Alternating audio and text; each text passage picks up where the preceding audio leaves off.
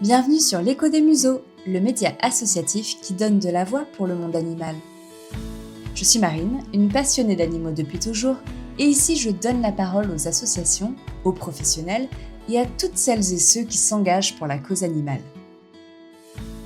À travers des témoignages inspirants, de l'info et des conseils, ce podcast invite à repenser notre lien aux animaux et à mieux comprendre leurs besoins pour faire avancer le bien-être animal.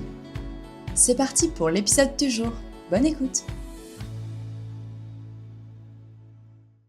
Bonjour à tous, aujourd'hui on va donner de la visibilité à ceux qui sont le moins médiatisés, j'ai nommé les animaux de ferme. Vaches, cochons, volailles, chèvres ou encore moutons et même chevaux, bien que ces derniers aient un statut un peu hybride aujourd'hui entre l'animal de ferme et l'animal de compagnie.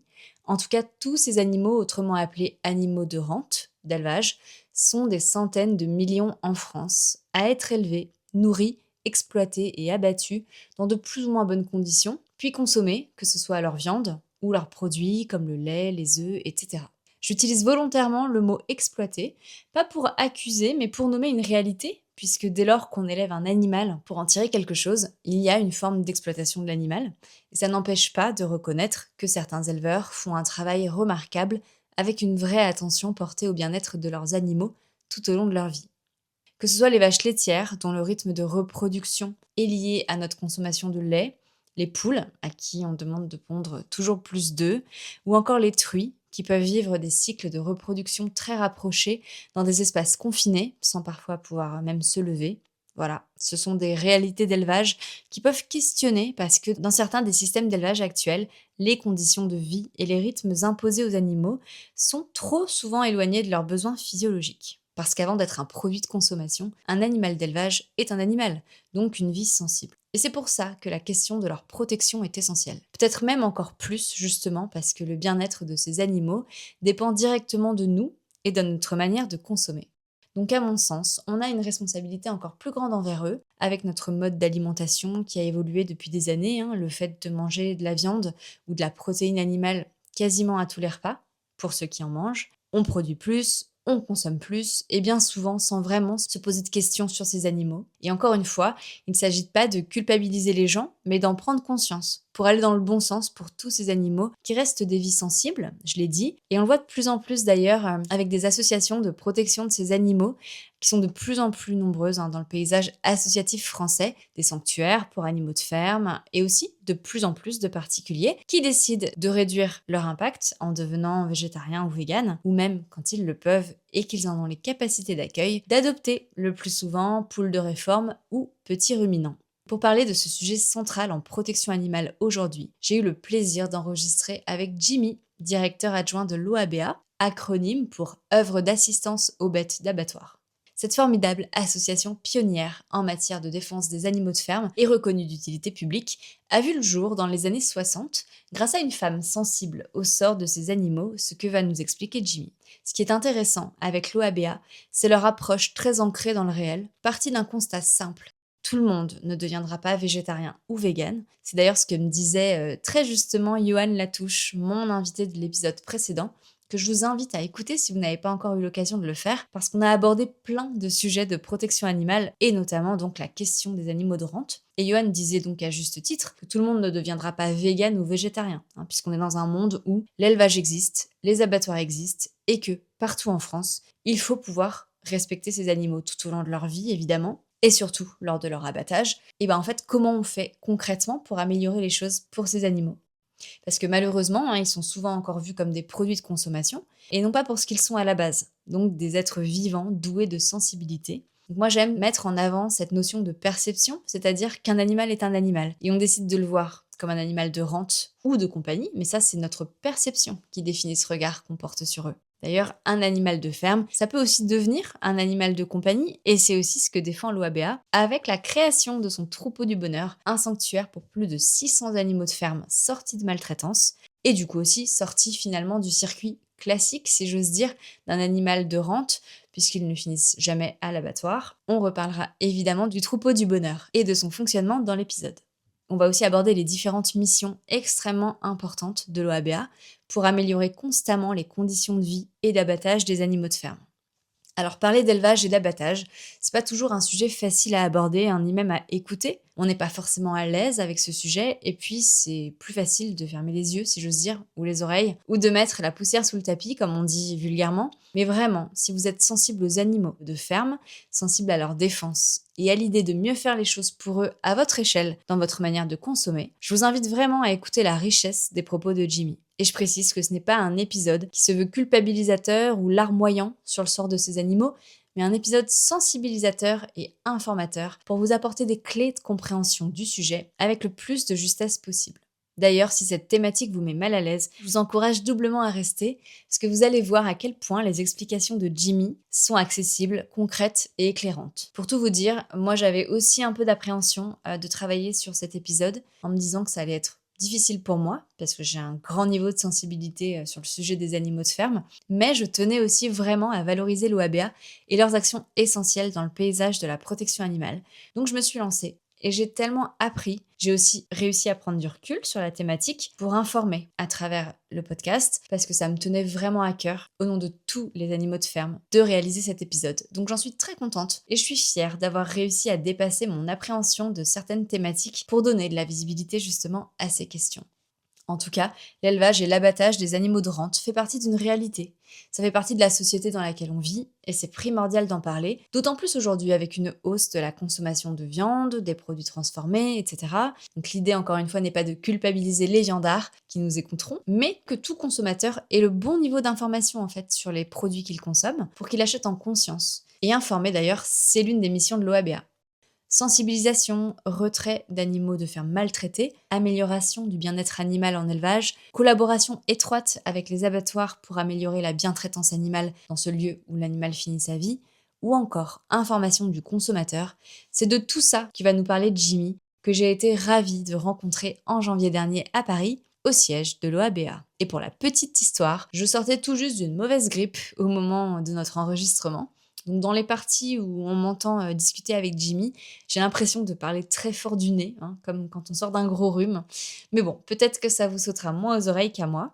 Bref, revenons à nos moutons, sans mauvais jeu de mots, je vous laisse avec cet épisode passionnant sur le sujet de la protection des animaux d'élevage, qui encore une fois n'est pas fait pour choquer ni culpabiliser les pratiques, mais pour informer et valoriser le formidable travail de l'OABA.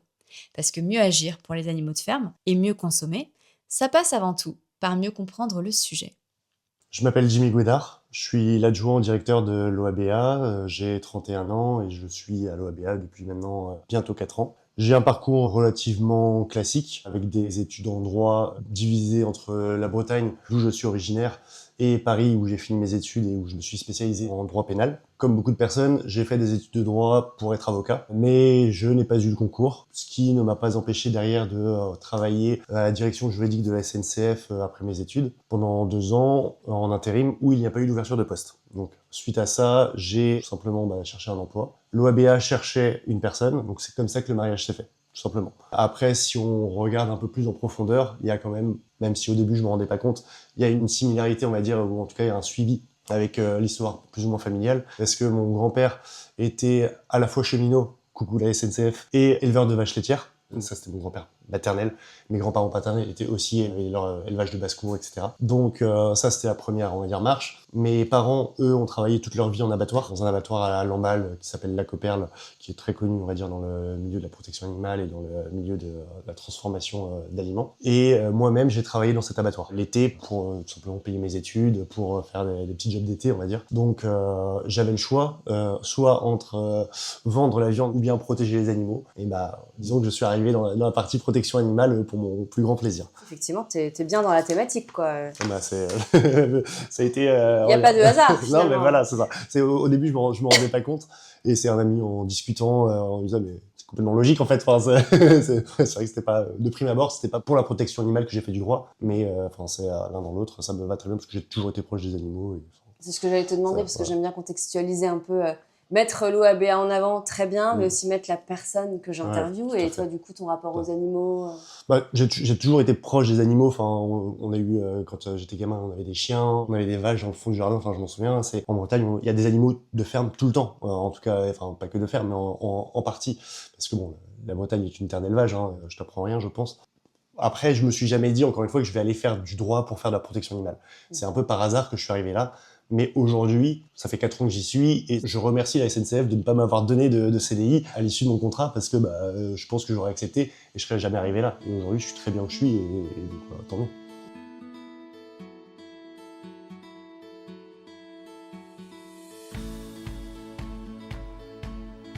L'OABA, l'œuvre d'assistance aux bêtes d'abattoir, c'est une association qui a été créée en 1961 par Jacqueline Gilardoni. Et il faut savoir que c'est la plus vieille association française de protection des animaux de ferme. Il n'y en a pas eu avant, en tout cas pas à notre connaissance. Elle a été créée en 1961. Pourquoi ? Parce que Jacqueline Gilardoni, qui habitait à l'époque dans la région de Menton, près de Nice, a un jour croisé un âne. Et elle s'est demandé ce que cet âne faisait là, parce qu'il était sur la route.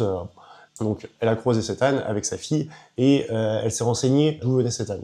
Cet âne, en fait, s'était échappé de l'abattoir de Menton et Jacqueline Gilardoni, avec sa fille, a racheté l'âne pour éviter qu'il se fasse abattre. Toute personne, on va dire, dans la majorité des cas, se serait arrêtée là. Mais Jacqueline Gilardoni, elle, s'est dit, mais comment ça, il aurait été abattu ? De quelle façon est-ce qu'il aurait été abattu ? Elle s'est renseignée par du bouche à oreille dans le coin et elle a réussi à rentrer dans l'abattoir. Elle s'est rendue compte que les conditions de mise à mort des animaux étaient catastrophiques. C'était pas le cas dans tous les abattoirs à l'époque. À partir de là, elle s'est dit, il faut améliorer les choses. Il faut améliorer les choses et donc c'est pour ça qu'elle a créé l'association en 1961. Et 3 ans plus tard, elle a obtenu notamment l'étourdissement des animaux, on en reparlera par la suite, et elle s'est intéressée à la protection animale en abattoir, ce qui à l'époque était un peu... on avait déjà une femme qui s'intéressait au monde de l'abattoir, ce qui était déjà pas très commun. En plus, dans la protection animale, on en parlait très peu à l'époque. Il y avait la SPA qui existait déjà, mais c'était plus pour les animaux de compagnie, alors que pour les animaux de ferme, c'était inconnu au bataillon. Donc non, ça a été vraiment révolutionnaire à l'époque, de par son engagement et de par ce qu'elle a obtenu. Et depuis 1961, les actions évidemment de l'OABA se sont développées. On a gardé cette spécificité des abattoirs, c'est-à-dire qu'aujourd'hui on fait toujours des audits en abattoir pour améliorer cette protection animale et pour faire en sorte que la bientraitance, parce qu'on parle de bientraitance en abattoir et pas de bien-être, la bientraitance en abattoir s'améliore de jour en jour et d'année en année, avec évidemment les difficultés qu'on connaît. Voilà, aujourd'hui c'est pas tout rose, mais tout n'est pas à jeter non plus. Il y a quand même eu d'énormes améliorations depuis les années 1960 et heureusement. Les autres activités de l'OABA aujourd'hui, elles sont au nombre de 4, en plus des audits en abattoir. On a le retrait d'animaux maltraités. Donc ça, c'est, on va dire, en partie avec le directeur Frédéric Freund, c'est la responsabilité du pôle juridique, où l'OABA intervient sur demande des autorités administratives et judiciaires pour retirer des animaux victimes de maltraitance. Nous intervenons sur les exploitations agricoles, mais aussi chez des particuliers, partout où il y a des animaux victimes de maltraitance. La deuxième activité aujourd'hui de l'OABA, c'est la gestion notamment d'un refuge qu'on appelle le troupeau du bonheur. Aujourd'hui, on a 600 animaux dans ce refuge, plusieurs dizaines de partenaires, et c'est un peu nos animaux coup de cœur de l'association, pour lesquels, à partir du moment où ils rentrent dans le troupeau du bonheur, ils n'en sortent pas, entre guillemets. C'est-à-dire qu'il n'y a pas d'exploitation, il n'y a pas d'abattage, il n'y a pas de reproduction. C'est un sanctuaire. C'est un sanctuaire, c'est une maison de retraite, c'est un EHPAD, on peut l'appeler comme on veut, mais pour les animaux maltraités, c'est tout simplement 600 animaux aujourd'hui qui y vivent depuis certains plus de 20 ans. Autre mission aujourd'hui de l'OABA, c'est l'information du consommateur.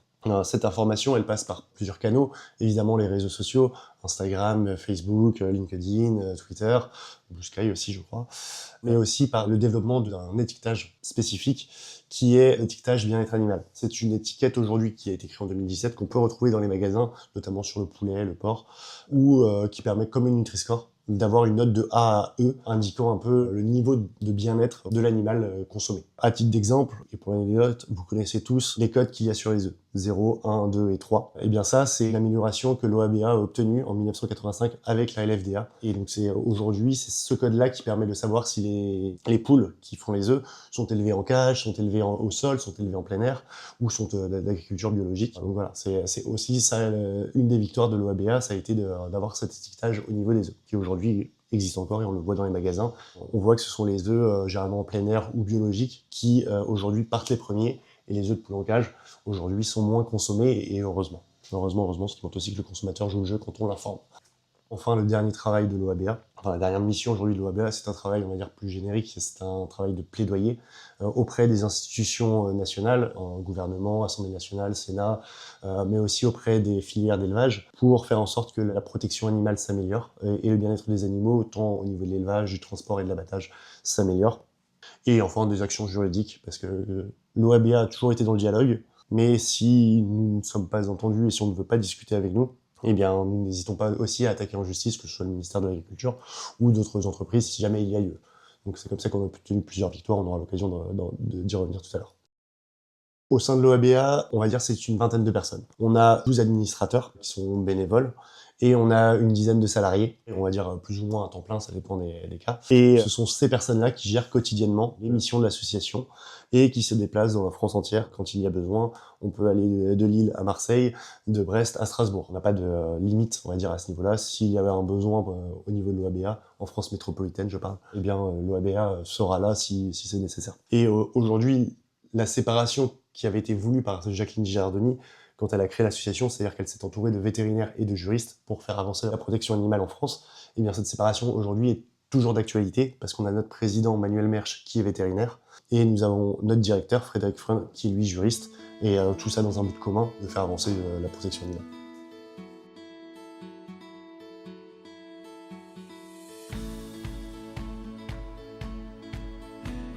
Abattoir. Rien que ce mot peut mettre mal à l'aise, voire faire frémir quand on est sensible à la cause animale et tout simplement à la valeur de la vie. Un abattoir, pour donner une définition, c'est un lieu où les animaux d'élevage sont abattus et où leur viande est préparée pour être consommée. La France comptabiliserait environ 230 abattoirs de boucherie, donc incluant bovins, porcs, ovins, caprins. À savoir que ce chiffre baisse depuis des décennies, puisqu'on en comptabilisait plus de 630 en 1980. D'ailleurs, parenthèse, dans le petit village où j'habite, il y a un ancien abattoir de porcs et un atelier de transformation, dont aujourd'hui les locaux sont à l'abandon, comme un témoin silencieux de cette évolution. Parenthèse refermée, on rajoute à ce chiffre de 230 environ 700 abattoirs de volailles et de lapins. On a donc environ 950 abattoirs en France, toutes espèces confondues. Et cette notion d'abattoir multi-espèces d'ailleurs est importante en matière de bientraitance animale, ce que va nous expliquer Jimmy. On parle souvent des abattoirs d'ailleurs au moment des scandales de maltraitance, avec des vidéos chocs de personnes infiltrées pour nous montrer des choses que personne n'a envie de voir, soyons clairs, mais c'est souvent plus simple d'ailleurs de les ignorer et de faire comme si la maltraitance en abattoir n'existait pas, mais elle existe. Et c'est parfois très dur, insoutenable à regarder, pour moi aussi. Je suis la première à ne pas pouvoir regarder ces vidéos. C'est Paul McCartney d'ailleurs qui disait que si les abattoirs avaient des vitres en verre, tout le monde serait végétarien. Je suis assez alignée avec ça, mais au-delà de cette citation, il y a une réalité. L'être humain a toujours tué et mangé des animaux. Les abattoirs existent depuis des décennies et font partie de la société. Pour le petit historique, les abattoirs existent précisément depuis 2 siècles. Les premiers vrais abattoirs organisés industriels, on va dire, sont apparus au début du 19e siècle, sous Napoléon Ier. En 1810, un décret a imposé de regrouper les tueries d'animaux d'élevage dans des lieux dédiés, à l'écart des habitations. Avant ça, les animaux étaient abattus directement chez les bouchers ou en pleine ville, sans règles sanitaires strictes, avec les conséquences qu'on imagine, la vue du sang, les odeurs, etc. Mais surtout, ils étaient abattus à la vue de tous, et donc les abattoirs sont nés pour certes encadrer l'abattage et faire des contrôles sanitaires, mais soyons honnêtes aussi, pour cacher de la vue des plus sensibles, et notamment des enfants, le fait de tuer des animaux. Alors aujourd'hui, qu'est-ce qu'on fait de cette réalité? Parce que sur le terrain, il y a aussi des professionnels qui cherchent à faire les choses correctement, on va dire du mieux possible, considérer leur secteur d'activité. Et c'est pour ça qu'il existe un travail de fond de l'OABA, discret mais tellement nécessaire, pour faire évoluer les pratiques de l'intérieur. Donc l'OABA réalise en effet des audits directement dans les abattoirs avec leur accord, et ça vous verrez que c'est essentiel. L'objectif de ces audits, c'est pas de pointer du doigt, mais d'ouvrir un dialogue avec les professionnels dans la construction pour améliorer concrètement la manière dont les animaux sont transportés, traités sur place, puis abattus. Ce travail primordial d'audit en abattoir, l'OABA le fait dans l'ombre grâce aux vétérinaires bénévoles de l'association, basé sur une grille comprenant des centaines de points de contrôle de l'arrivée des animaux à leur abattage, avec pour seule boussole et pour seul objectif la bientraitance animale en abattoir. Donc les audits commencent souvent très tôt, parfois même en pleine nuit, pour observer les pratiques dans les conditions réelles. Ce travail est peu médiatisé, mais il est reconnu notamment par le ministère de l'Agriculture et permet des avancées concrètes. Parce que la question au fond, c'est celle-ci. Dans une société où on consomme encore des animaux, pour certaines personnes, comment faire en sorte de réduire au maximum leur stress, leur peur et leur souffrance jusqu'à la fin de leur vie? Et c'est précisément là que l'OABA agit. L'OABA, donc, effectivement, donc, depuis 1961, intervient dans les abattoirs. Et c'est comme ça qu'on a obtenu, justement, en termes de victoire aussi, l'étourdissement. Parce que en 1961, il n'y avait aucune réglementation à ce niveau-là. 1964, soit 3 ans après à peine la création de l'OABA. L'OABA a obtenu, du ministre Edgar Pisani à l'époque, l'étourdissement obligatoire des animaux. Donc ça, c'est une des victoires de l'OABA. Et il faut bien se rendre compte qu'à l'époque, c'était historique parce que il n'y avait aucun pays européen qui obligeait les animaux à être étourdis, sauf peut-être l'Angleterre à l'époque. Mais en tout cas, en 1964, la France était le premier pays, on va dire... précurseur. Voilà. La France était en avance sur la protection animale, clairement. Et c'est ce qui a donné, en 1974, la réglementation européenne, derrière qui, elle, a étendu cette obligation à tous les pays membres. Néanmoins, il y a quand même aujourd'hui une dérogation qui existe, qui est pour l'abattage sans étourdissement, dit aussi abattage rituel. Je pense qu'on aura l'occasion d'en reparler. Mais effectivement, l'OABA, depuis 1961, est foncièrement moteur dans la protection animale en abattoir. Et aujourd'hui, concrètement, comment ça se passe? On part du principe que si on veut améliorer la protection animale en abattoir, eh bien, il faut que les abattoirs soient consentants. Ce qui fait que nous démarchons des abattoirs, nous leur proposons des audits. Parfois, c'est eux qui viennent vers nous, ça dépend. C'est parce que aujourd'hui, effectivement, dans le milieu de l'abattoir, l'OABA est très bien reconnue, son expertise n'est plus à démontrer à ce niveau-là, et donc on est sollicité parfois. Le consentement de l'abattoir fait partie du processus, et l'OABA, même dans ses statuts, agit toujours dans le cadre légal. À titre d'exemple, c'est une comparaison qui vaut ce qu'elle vaut, mais quand on impose à un fumeur d'arrêter de fumer, il y a de fortes chances qu'il fume derrière votre dos. Eh bien, c'est exactement la même chose avec la protection animale en abattoir. Si on impose à un abattoir de changer ses process alors qu'il n'est pas convaincu du bien fondé de ce changement, si vous n'êtes pas là, il ne le fera pas. Donc, en fait, c'est exactement dans cette optique-là que l'OABA intervient. Ceci étant dit, comment est-ce qu'on intervient et par qui? Évidemment, les mieux placés pour rentrer en abattoir pour parler de protection animale, ce sont des vétérinaires. C'est pour ça qu'aujourd'hui, le pôle audit de l'association est mené par 2 vétérinaires, qui sont docteur vétérinaire Estelle Mollaré, qui est la première française diplômée du Collège européen de bien-être et comportement animal. Et nous avons aussi le docteur vétérinaire Marie-Hélène No, qui est une inspectrice vétérinaire retraitée et bénévole à l'OABA depuis 10 ans. Comment est-ce qu'elles font ces audits-là? En fait, l'OABA se déplace dans l'abattoir. Et depuis 60 ans, nous avons eu le temps, effectivement, de développer une grille d'audit où il y a plus de 240 critères relatifs à la protection animale. Ces 240 critères sont, on va dire, des critères objectifs, basés sur l'animal. Donc on va parler du déchargement, par exemple, des animaux. On va parler de l'amener des animaux au poste d'étourdissement, de la contention des animaux ou de l'étourdissement, évidemment, des animaux, de la méthode de mise à mort. Tout ça va être évoqué avec l'abattoir. Mais il y a aussi des critères, on va dire, non objectifs, qui sont la formation, qui sont la vidéosurveillance, en abattoir. Il y a tout un tas de critères qui sont basés à la fois sur les critères légaux, mais aussi sur la littérature scientifique, parce qu'aujourd'hui, on ne peut pas dire que la réglementation soit protectrice des animaux en abattoir. Elle est minimaliste, elle autorise un minimum de choses, mais en termes de bientraitance animale, il y a énormément de choses à faire. Et donc du coup, voilà, ces différents critères, aujourd'hui, font que l'OABA est reconnue et d'avis unanime, cette grille-là, elle est la plus complète en France et unique en France sur la protection animale en abattoir. Et est-ce que l'OABA peut mesurer un impact tangible de ses résultats après audit? Est-ce que voilà, vous voyez des choses évoluer dans le bon sens? Heureusement. Heureusement, j'aurais dire, parce que sinon, ce serait depuis 60 ans qu'on fait un travail à perte, on va dire c'est comme ça, même si bon, ça permet de sensibiliser quand même. Non, il y a des résultats objectifs, visibles, parce que à partir du moment où on fait un audit, on ne fait pas qu'un audit, on fait aussi un rapport qui est transmis à l'abattoir, qui propose des améliorations. Bien évidemment, l'abattoir, dans la mesure où on est sur le principe du consentement, est libre de suivre ses recommandations ou non. Dans la majorité des cas, il faut en avoir conscience, l'abattoir ne suit pas l'entièreté des recommandations de l'OABA. Mais ce n'est pas étonnant non plus dans la mesure où nous arrivons et nous avons une liberté totale de proposer des améliorations. Néanmoins, l'abattoir a aussi ses contraintes. Ce sont des contraintes économiques, notamment aujourd'hui, on a un abattoir qui ferme tous les mois, en France depuis quasiment 2 ou 3 ans. Donc, on est dans un contexte budgétaire très très difficile pour les abattoirs. On a des contraintes structurelles aussi, parce que quand on a un abattoir qui est déjà construit et que le bâtiment est fait de telle façon que ça nécessiterait de détruire la moitié de l'abattoir pour juste améliorer un couloir d'amener, par exemple, forcément ça a un coût et il y a une difficulté structurelle à modifier l'abattoir. On peut avoir des difficultés de cet ordre-là. Néanmoins, on a aussi des énormes avancées, que ce soit dans les process d'étourdissement, dans la formation, etc. Il y a des améliorations qui sont faites. On a aussi des couloirs d'amener qui ont été complètement refaits. On a des autocontrôles qui ont été réalisés aussi. Et ça, en fait, ça permet à l'abattoir de se rendre compte de ce qu'il peut faire et améliorer. On a toujours des abattoirs qui jouent le jeu. On n'a jamais eu un abattoir qui a été réfractaire, puisqu'encore une fois, quand on est intervenu, c'est qu'il a bien voulu et il a toujours mis en place des éléments. Peut-être pas tous les éléments, mais il a toujours mis en place des éléments pour améliorer la bientraitance en abattoir. Et effectivement, c'est toujours dans le dialogue. On a évidemment quelques réfractaires, mais ce sont des réfractaires sur certains points. Et à partir du moment où on va dans l'abattoir, c'est qu'on est les bienvenus parce qu'ils savent qu'on vient et on vient pas par surprise. C'est que voilà. Oui, c'est annoncé, c'est voilà, clair, exactement. c'est transparent. Exactement. Et puis peut-être aussi, c'est un boulot particulier, hein, travailler dans l'abattage, mais c'est pas forcément non plus des gens insensibles. Hein. Non, loin de là. Au même titre que les éleveurs, il y a une forte attention, heureusement, qui est donnée à la protection animale. Après, ce n'est clairement pas le sujet principal d'un abatteur, parce que il y a l'aspect économique, il y a l'aspect, on va dire, ressources humaines, etc. Mais c'est un des aspects qu'ils essaient de prendre en compte, en tout cas pour ceux que nous on côtoie, mais comme partout, il y a des bons et il y a des mauvais.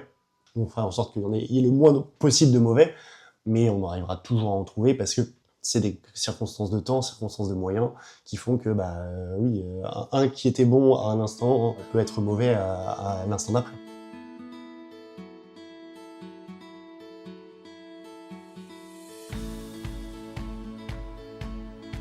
L'objectif de tout ça, c'est aussi d'avoir un plan à long terme. C'est-à-dire que si l'abattoir ne fait pas tout ce qu'on lui préconise dans les 2 ans, par exemple, parce que forcément ça prend du temps de tout modifier, ou il y a des choses qui sont plus ou moins rapides, c'est qu'à long terme, il sait ce qu'il doit améliorer, parce qu'il a ce rapport, l'OABA fait une contre-visite, entre guillemets, après sa première visite pour vérifier ce qui a été fait ou non, suivi d'une deuxième lettre en disant, voilà, ça a été fait très bien, ça n'a pas été fait, il conviendrait quand même de le faire, etc. On voit qu'il y a quand même un intérêt des abattoirs pour ces audits-là, parce que ça leur permet tout simplement d'avoir un œil objectif sur la protection animale, mais aussi un œil d'expert, parce que, je vous dis, cette grille-là, aujourd'hui, personne en France n'est en capacité de la faire et de l'utiliser, et c'est la plus complète sur ce domaine-là. Et les mesures, du coup, qui peuvent être proposées, j'imagine que les animaux en abattoir, donc il faut que le séjour soit le plus court possible. Il doit y avoir certainement des espaces de stationnement avec du fourrage. Enfin, ça doit rentrer en ligne de compte, en fait, de minimiser le stress de l'animal, à la fois sur la période où il est sur site, si j'ose dire, et puis dans son stationnement, si je peux l'appeler comme ça. Oui, tout à fait. C'est par exemple parmi les éléments qui sont importants, il y a l'abreuvement, parce que l'animal, quand il arrive, il n'est pas tout de suite abattu. C'est qu'il est généralement stationné en bouverie, bouverie pour les bovins ou d'autres pour les porcins, etc., en fonction du type d'espèce. Mais il faut que l'animal soit abreuvé, ait accès en tout cas à l'eau. Au moment de l'amener au poste d'étourdissement, il ne faut pas qu'effectivement il y ait trop de bruit, il ne faut pas qu'il y ait trop de stress. Donc ça veut dire qu'il ne faut pas que l'animal soit tapé. C'est des choses bêtes, mais qui parfois, avec le stress de la journée, avec le stress de l'opérateur, la formation de l'opérateur, qui peuvent arriver. Donc, il faut que l'animal, par exemple, soit bien étourdi. Au moment où il va être étourdi, il faut que le pistolet d'abattage soit placé au bon endroit. Donc tout ça, c'est des éléments qu'on contrôle, qu'on vérifie. Et si c'est pas effectivement bien fait, là, il y a des suggestions qui sont faites, des propositions d'amélioration qui sont faites. Tu parles d'opérateur et ça me fait penser justement, parce que je crois que j'avais lu sur votre site que vous pouvez aussi proposer des formations pour les abattoirs. Alors c'est des formations dans le sens où, justement, dans le cadre de l'audit, on regarde les modules de formation. C'est dans ce sens-là où effectivement on a un œil sur les formations, et si on se rend compte qu'il y a des éléments qui peuvent être améliorés pour le sort des animaux, dans ce cas-là on se permet de faire la réflexion, et généralement quand c'est sur les modules de formation, l'abattoir entend complètement ce qu'on dit et il modifie son module de formation. Et j'avais ouvert un rapport, quelqu'un qui était venu faire un stage, et j'avais essayé de lire tout ça. Et j'avais lu du coup que l'idéal, ce serait d'avoir des abattoirs par espèce. C'est vrai qu'aujourd'hui, là où on a le plus de problématiques en termes de protection animale, ce sont sur les abattoirs multi-espèces. Parce que abattre un mouton, abattre une vache, abattre un porc, ce n'est pas du tout la même chose. On n'a pas besoin des mêmes équipements, on n'a pas besoin du même système de contention.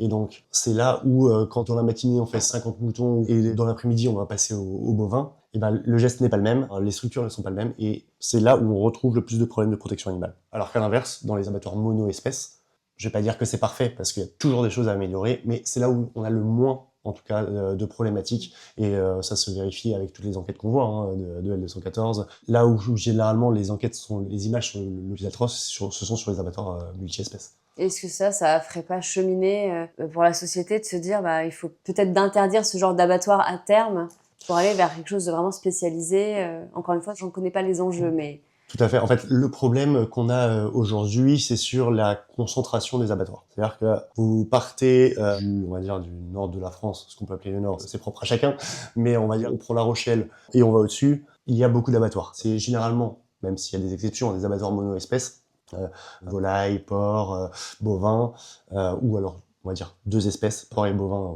on en a quand même quelques-uns. Mais par contre, dans le sud de la France, on a beaucoup moins d'abattoirs. Et c'est là où on a effectivement plus d'abattoirs multi-espèces, parce que ce sont aussi des terres d'élevage, et il faut réussir à abattre les animaux, tout simplement. Et c'est pour ça que dans ces territoires-là, on voit aussi apparaître des abattages à la ferme, des abattages mobiles, des abattages, ce qu'on appelle des CUMA, des regroupements d'éleveurs qui créent leur abattoir pour abattre leurs animaux. Enfin, généralement, c'est plus dans la partie sud de la France où ça se passe.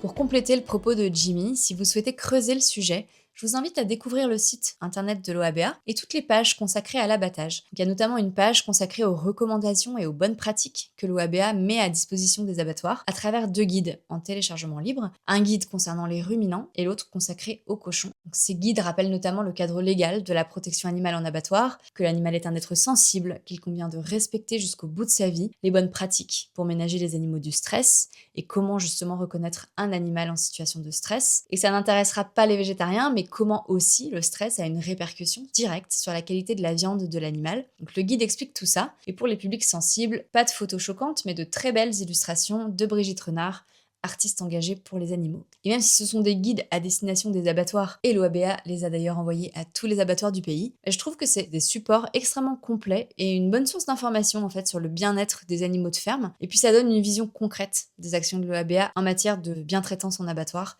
Donc voilà, tout ça c'est à voir sur oaba.fr. Je vous remettrai bien sûr le lien du site de l'OABA en description de l'épisode. Et pour la suite, on va aborder un sujet encore plus sensible, même si depuis le début on est sur une thématique sensible, mais là, il s'agit de l'abattage sans étourdissement, pratiqué dans certains cas pour des raisons religieuses, notamment dans le cadre des rites halal et kasher, ce qu'on appelle l'abattage rituel.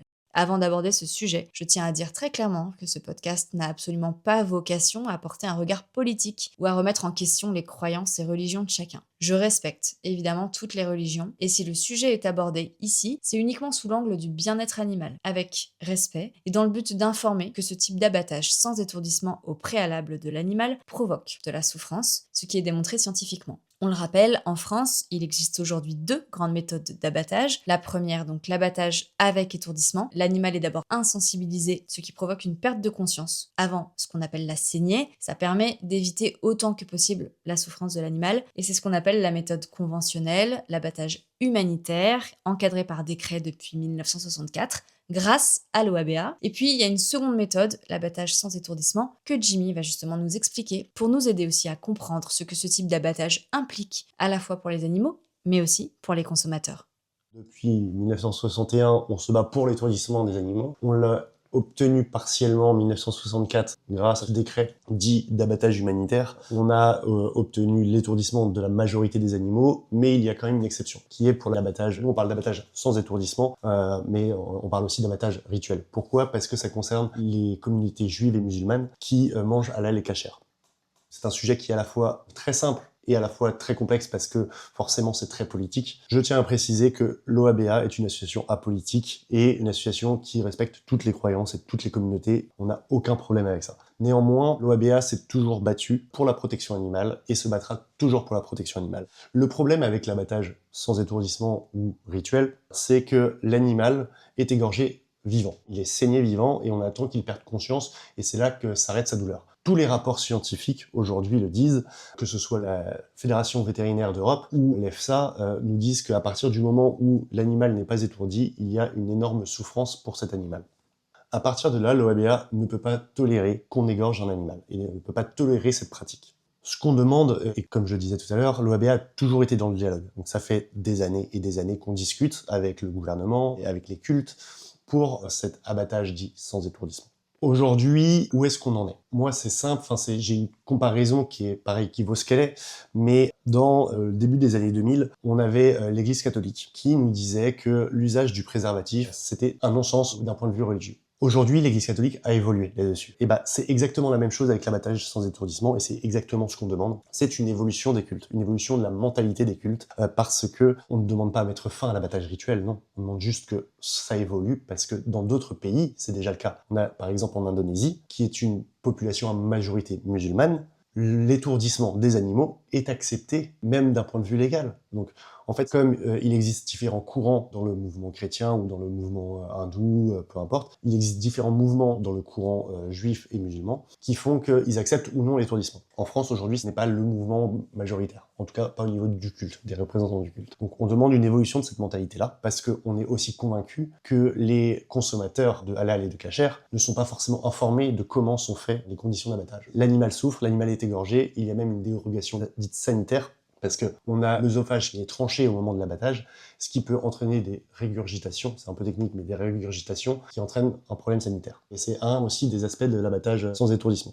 En fait, c'est pour ça que c'est compliqué. C'est parce que on touche à des communautés religieuses qui ont évidemment le droit de pratiquer cette religion, évidemment. Mais nous, ce qu'on demande, c'est juste une évolution de la pratique de la religion. C'est pas du tout mettre des bâtons dans les roues dans ces religions-là. Loin de là. Ceci étant dit, où est-ce qu'on en est aujourd'hui? Aujourd'hui, le problème est que le dialogue est rompu. Le dialogue est rompu dans le sens où le gouvernement ne veut absolument pas parler de ce sujet-là. Pourquoi? Parce que c'est un sujet politique. Ils en font un sujet politique. Nous, on en fait un sujet technique parce que c'est uniquement du bien-être animal et c'est uniquement la protection animale et c'est très simple. Il suffit de ne pas égorger les animaux, juste de les étourdir pour arrêter de les faire souffrir. D'un point de vue scientifique, c'est très simple. D'un point de vue politique, c'est beaucoup plus compliqué.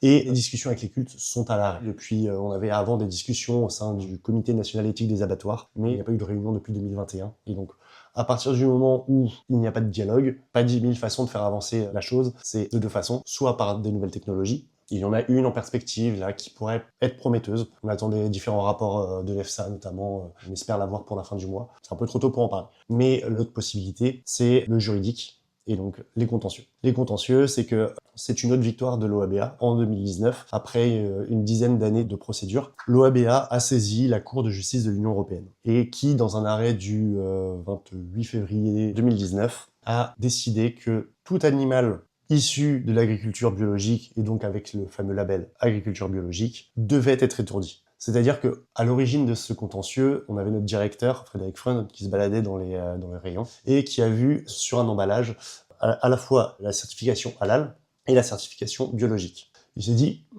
c'est bizarre, et il a regardé le cahier des charges, le cahier des charges biologique. Et dans le cahier des charges de l'agriculture biologique, il y a notamment une référence à un degré de bien-être animal élevé, à une exigence de bien-être animal élevé. À partir du moment où on parle de exigence de bien-être animal élevé, il est inconcevable de ne pas étourdir les animaux, ou à l'inverse, il est inconcevable d'égorger les animaux en pleine conscience. Donc, on a saisi le tribunal administratif, qui nous a dit non, on est allé jusqu'au Conseil d'État, qui nous a dit non, le ministère nous disait, il n'y a pas de sujet, on a été devant la Cour de justice de l'Union européenne, qui nous a dit, vous avez raison. Donc, ce qui fait qu'aujourd'hui, et c'est un des moyens aujourd'hui pour le consommateur de s'assurer qu'on mange de la viande issue d'animaux étourdis, c'est de manger de la viande labellisée agriculture biologique. Et ce, dans toute l'Europe aujourd'hui. Ce qui est quand même une grosse victoire. C'est que d'un contentieux franco-français, on est passé à une décision européenne qui a un impact européen.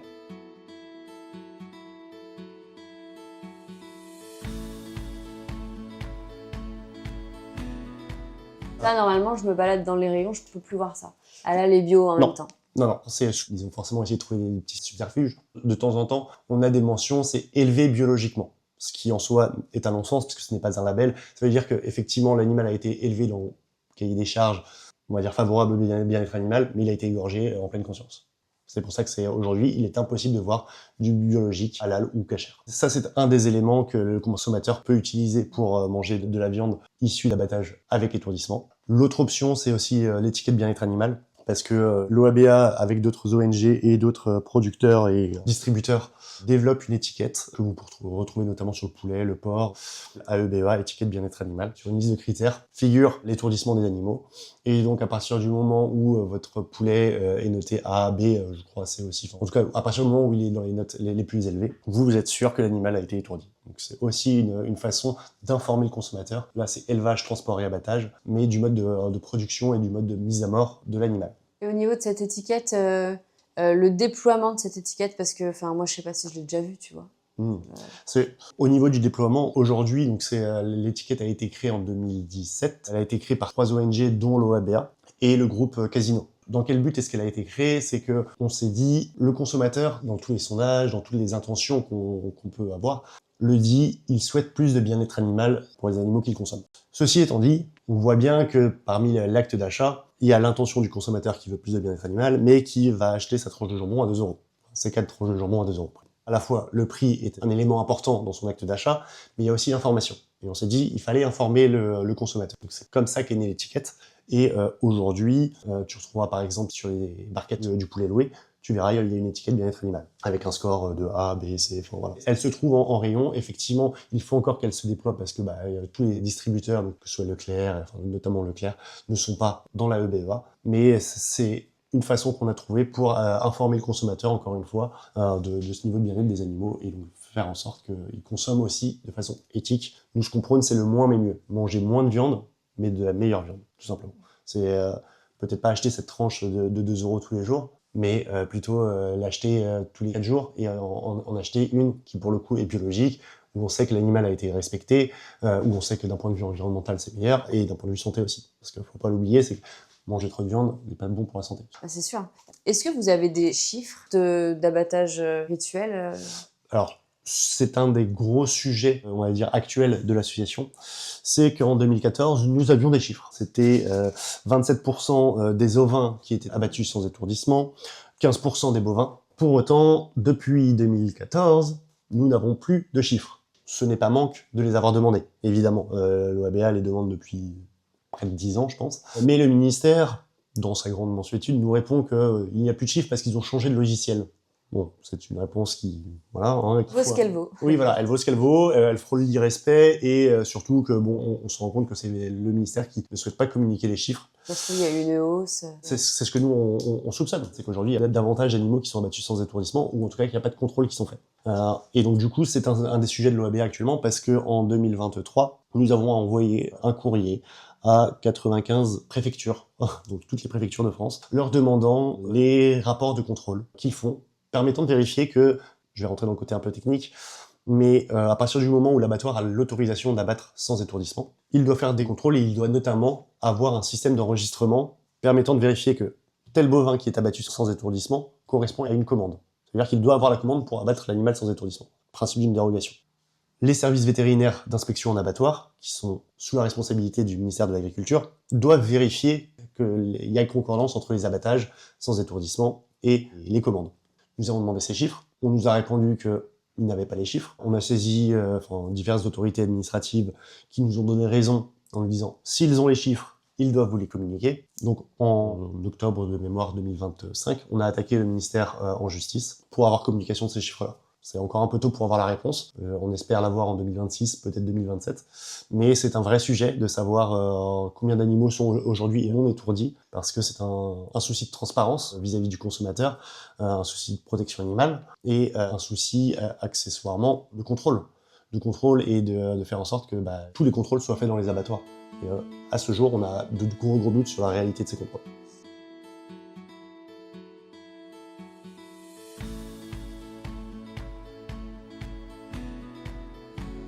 On voit donc que derrière cette question de l'abattage, avec ou sans étourdissement, il y a un vrai enjeu de transparence. Et aujourd'hui, cette transparence reste encore très limitée. En France, selon une enquête de l'OABA, publiée tout récemment en février 2026, environ un abattoir de boucherie sur 2 pratique encore l'abattage sans étourdissement sur au moins une espèce grâce à des dérogations. Et le problème, c'est qu'une partie de cette viande se retrouve ensuite dans le circuit classique sans aucune mention du mode d'abattage. Autrement dit, en tant que consommateur, on peut acheter de la viande issue d'un animal égorgé en toute conscience, sans même le savoir. Face à ça, l'OABA fait encore une fois le choix d'informer. Depuis de nombreuses années, l'association publie et met régulièrement à jour une liste des abattoirs qui pratiquent systématiquement l'étourdissement avant la saignée de l'animal. Je vous invite à consulter cette liste, disponible sur leur page Notre liste des abattoirs avec étourdissement, en précisant quand même que cette liste ne constitue pas une liste d'abattoirs exemplaires en termes de règles de protection animale, mais que ça donne une idée de savoir si, près de chez vous, des abattoirs sont autorisés à abattre sans étourdissement, et donc à faire preuve de plus d'attention au moment de votre acte d'achat. Et d'ailleurs, en magasin, vous pouvez vérifier aussi grâce au numéro d'agrément indiqué sur les emballages de la viande, ou fourni par le boucher, d'où vient la viande consommée. Cet agrément est d'ailleurs obligatoire pour les viandes bovines. On peut aussi faire le choix de la viande issue de l'agriculture biologique, qui garantit un abattage avec étourdissement, ou bien sûr, faire le choix d'arrêter de consommer de la viande tout court pour éviter de se poser cette question.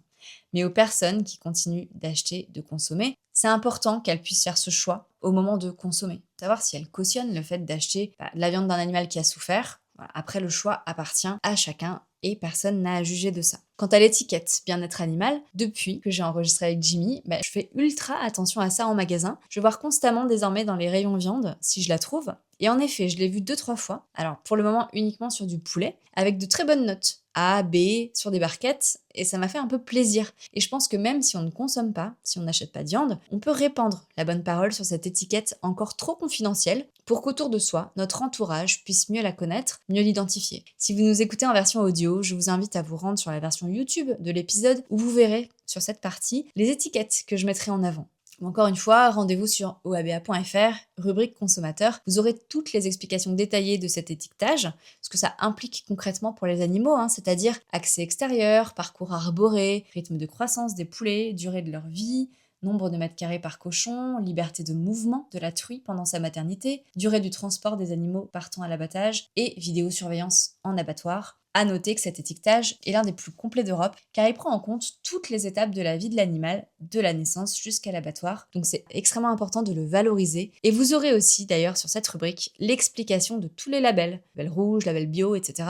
pour mieux comprendre encore une fois et mieux consommer ou aider votre entourage à mieux consommer dans le respect du bien-être animal. La protection animale pour les animaux de ferme, ça passe aussi par la sensibilisation et le partage d'informations autour de soi.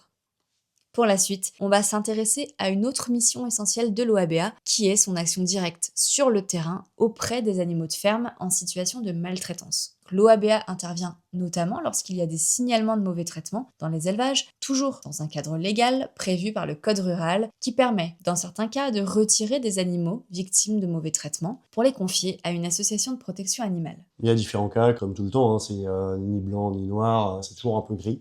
On va dire le cas classique. L'OABA reçoit un signalement. Quand on reçoit un signalement, on demande généralement le nom et le prénom de l'éleveur, le lieu où sont les animaux et des photos et ou vidéos de l'animal. On vérifie tout ça et lorsqu'on constate qu'effectivement il y a peut-être sujet à des problèmes de maltraitance animale, on contacte les services vétérinaires de la préfecture, ce qu'on appelle des DPP. On leur envoie toutes nos informations et eux vont aller faire un contrôle sur l'exploitation ou sur le détenteur des animaux. Ils vont faire leur contrôle. Des fois, il n'y a rien, c'est juste une vache qui est effectivement un peu amaigrie, mais parce qu'elle est malade, ou enfin voilà, parce qu'il y a un problème de santé sur cette vache. Et dans ces cas-là, il n'y a pas de problème, et là, tant mieux, et à faire classer. Et on est les premiers ravis quand ça se passe comme ça. Néanmoins, parfois, c'est pas le cas. Il y a un réel problème de protection animale sur cette exploitation. Alors, ce que fait la DDPP, elle va dire à l'éleveur, là, ça va pas. Sur tel point, tel point, tel point, tel point. Il y a une mise en demeure qui est faite à l'éleveur d'améliorer les choses. L'éleveur, donc on va dire il a 1 mois, 2 mois pour améliorer les choses en fonction des critères. Et la DPP va refaire un contrôle. Tout ça, l'OABA n'est pas inclus dans ces contrôles-là, on ne sait pas ce qui s'y passe, on ne sait pas ce qui s'y dit. Donc l'éleveur va mettre en œuvre ou pas les recommandations faites par la préfecture. Et si, après le second contrôle des services vétérinaires, on se rend compte que les problèmes de protection animale persistent et que malheureusement il n'y a pas de solution, et j'insiste sur ça, c'est qu'il n'y a pas d'autre solution, dans ces cas-là, la préfecture appelle l'OABA et nous demande si nous avons de la place pour retirer les 80 vaches, les 200 vaches, les 50 moutons, les 150 moutons, les 3 équidés, enfin tout ce qui concerne les animaux de ferme, donc équidés, porcs, ovins, caprins et bovins. Ce sont les espèces sur lesquelles on intervient. Ils nous appellent, si on a de la place, en fonction du statut sanitaire de l'animal, on peut le prendre en charge ou non. Lorsqu'on peut le prendre en charge, on va dire il y a une mise en place avec nos partenaires qui vont accueillir les animaux, avec nos partenaires qui vont transporter les animaux, la préfecture et la gendarmerie. Donc tout ça, il y a une mise en place qui se fait en se disant on va intervenir chez Monsieur X le 1er du mois. Il faut savoir que Monsieur X n'est pas informé du retrait. Il sait que au moment des précédents contrôles que la DDPP a fait chez lui, il sait que c'est une possibilité. Il est averti que c'est une possibilité. Mais entre être averti et savoir que ça va arriver et savoir quand ça va arriver, c'est différent. Pourquoi est-ce qu'il n'est pas averti? Parce que ça peut paraître dur pour l'éleveur, effectivement, on arrive avec les gendarmes, avec les transporteurs, les camions, psychologiquement, c'est très très dur. Mais pourquoi est-ce qu'il n'est pas averti? Parce que, et c'est arrivé, que l'éleveur, à partir du moment où il est averti que les animaux soient retirés, tout simplement, il va enlever les animaux, il va les mettre chez un ami, il va les mettre à droite, à gauche, ce qui fait que le jour où nous on arrive, on n'a plus d'animaux à enlever, alors que les animaux sont en train de mourir, ils sont cadavériques, voilà, ils n'ont pas à manger, ils n'ont pas à boire, c'est vraiment dans des conditions parfois très très compliquées. Donc nous intervenons avec ces forces-là, forces de gendarmerie et forces vétérinaires, le premier du mois chez l'éleveur, et nous, on arrive, on se met entre guillemets en retrait, parce qu'on laisse la gendarmerie et les services vétérinaires prendre attache avec l'éleveur pour lui notifier tout simplement la décision de retrait. Et une fois que cette notification a été faite, là on peut commencer à intervenir. C'est-à-dire qu'on met en place les parcs, ce sont des barrières pour faire un piège ou mettre les animaux le temps de pouvoir les charger dans le camion. Et c'est en fait l'étape la plus compliquée, la plus stressante, parce que une fois que le piège est mis en place, c'est là où il faut commencer à manipuler les animaux. C'est-à-dire faire en sorte qu'ils rentrent dans le piège, et là il peut y avoir des réactions un peu compliquées de l'animal, parce que faut pas oublier que c'est un animal qui est maltraité. Alors, par maltraitance, on peut avoir comme image des coups portés à l'animal, etc. Sur les animaux de ferme, c'est très rarement le cas. Je dis pas que ça n'existe pas, mais c'est très rarement le cas. Nous, le cas dans lequel on intervient, c'est l'absence de nourriture, l'absence d'abreuvement, l'absence de soins, conditions de détention qui sont absolument insupportables, avec par exemple, pour l'avoir déjà vu, le fumier qui atteint le plafond et le bovin à peine 1 mètre pour se maintenir debout entre sa tête et le sol. Donc, voilà. Et donc du coup, on intervient, et là, il faut faire attention à la réaction de l'animal. Ça m'est déjà arrivé, moi, de me faire charger par un bovin parce que je me trouvais entre ce qui était pour lui la sortie et le piège, et il s'est dit, soit je rentre dans le piège, soit je lui fonce dessus. Il a pas hésité longtemps, il m'a foncé dessus. Bon, il s'est rien passé, et tant mieux, mais ça arrive régulièrement. On charge les animaux, et après les animaux sont emmenés dans une structure d'accueil, où les animaux sont abreuvés, sont nourris, les soins vétérinaires sont faits, les vaccins sont faits, et ça jusqu'à la décision, parce qu'il y a une procédure judiciaire qui est enclenchée, jusqu'à la décision du tribunal. L'éleveur, comment est-ce qu'il réagit? On a de tout, il y a l'éleveur où ça va être très compliqué, où l'éleveur va être dans un déni total, et il va nous dire que les animaux sont bien, qu'on est des voleurs, etc. Enfin, voilà, alors bon, on intervient toujours sur autorité de justice, c'est très compliqué, il va nous menacer, il va être menaçant, soit envers nous, mais ça peut être aussi envers lui-même, avec des menaces de suicide. Je touche du bois, jusque-là, ça n'est jamais arrivé, mais c'est aussi une réalité. Et dans ces cas-là, l'éleveur est pris en charge par la gendarmerie, par les pompiers, si besoin. Enfin, voilà. Il y a tout un processus qui est mis en place pour prendre en charge l'éleveur. On a aussi le cas de l'éleveur qui va être amorphe, et qui soit va nous regarder travailler, soit va rentrer chez lui et puis ne va pas sortir de sa maison. C'est pas forcément les meilleurs cas, parce qu'on se dit toujours psychologiquement qu'est-ce qu'il en est, enfin voilà, c'est toujours un peu compliqué aussi pour l'éleveur. Et on a l'éleveur qui, au contraire, va nous aider. Ça peut paraître surprenant, mais ça arrive plus régulièrement qu'on ne le pense. Parce que, il faut savoir que, des fois, les éleveurs sont dans cette situation-là, c'est pas par choix, hein. C'est parce qu'ils ont des problèmes sociaux, ils ont des problèmes familiaux, des problèmes économiques, des problèmes de santé. On dit toujours que la maltraitance animale, elle est liée à Exactement. la souffrance humaine. Ah, exactement. C'est qu'on sait très bien que si l'éleveur ne va pas bien, l'animal ne va pas bien. Ça, c'est une certitude. Et peu importe l'animal, que ce soit un chien, un chat, une vache, c'est exactement pareil. L'éleveur ne va pas bien et ne sait pas comment s'en sortir. Donc des fois, il lui faut un coup de main. Et dans ces cas-là, on va lui donner ce coup de main via l'administration. Et c'est arrivé que des fois, il nous paye un coup à boire à l'issue de la journée, ou un petit truc à manger.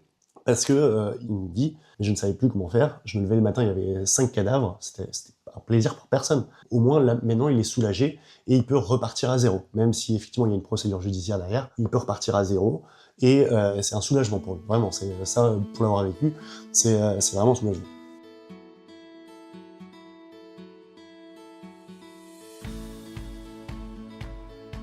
Les éleveurs qui repartent de zéro, ils n'ont pas des interdictions de détenir des animaux? Si ça arrive qu'effectivement ils aient des interdictions, que ce soit de détenir, d'exercer, et heureusement. Ouais. Et heureusement, parce que justement... Parce que je me dis, c'est enlever le problème, mais... Ouais, non mais tout à fait. Mais... ou alors peut-être qu'ils ont un accompagnement pour qu'est-ce qui a fait que là vous avez maltraité vos animaux, et enfin faut comprendre le problème à la racine, quoi. Exactement, non mais c'est exactement ça, et c'est généralement ce que nous on demande, c'est qu'à partir du moment où il y a un cas, on voit que l'éleveur est complètement dépassé, au niveau du tribunal, on va quand même dire, bon, monsieur n'a pas été méchant, monsieur nous a aidés, mais monsieur ne doit plus faire ça. Donc dans ces cas-là, on demande l'interdiction de détenir et l'interdiction d'exercer. Et ça nous arrive régulièrement de les obtenir. Et je veux dire, tant mieux, parce que ça montre aussi qu'on a une évolution de la magistrature sur ces enjeux de protection animale qui va dans le bon sens. Et heureusement, parce que sans la magistrature, on ne peut rien faire.